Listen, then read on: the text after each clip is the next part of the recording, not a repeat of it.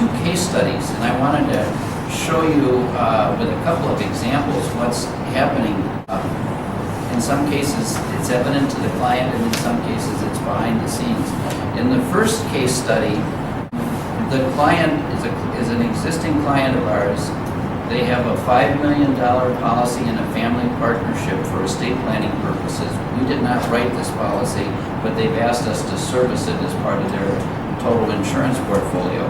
And it's a combination of whole life and term insurance, which is pretty typical with whole life type policies.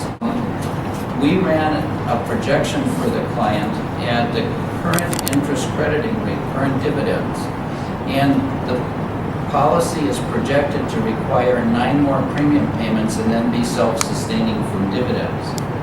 And that's not too far off from what the client had anticipated, so they were okay with that.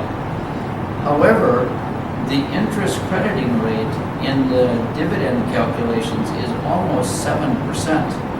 And that seems high to us by today's standards. And we had a second illustration run assuming a 100 basis point reduction in the dividend interest crediting rate. And the result is that the premiums go from 9 years to 30 years. And what that tells us is that this policy is very sensitive to downward changes in the dividend. The client had no way of knowing this without this illustration.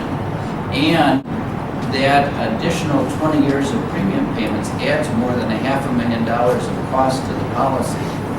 And what the client concluded is they would rather have a policy with a guaranteed premium. There will be less cash value. And they made the decision they didn't need the cash value. They wanted the death benefit. And they are able to get a guaranteed paid-up policy. The husband is not quite as insurable as we thought he might be, or he thought he was. And instead of the premiums payable for 6 years, they're payable for 9 years. And you would never make any changes in any insurance portfolio until you knew exactly what the insurability is. But essentially, for the same number of premiums they're currently projected to pay, they can get a guaranteed death benefit for the rest of their life and take all of the downside out of the performance of their old policy. And that things like that won't always be the case, but it's going to be very common that there will be significant discrepancies between what things either look like today and will be in the future, or what things look like when the policies were purchased and are today.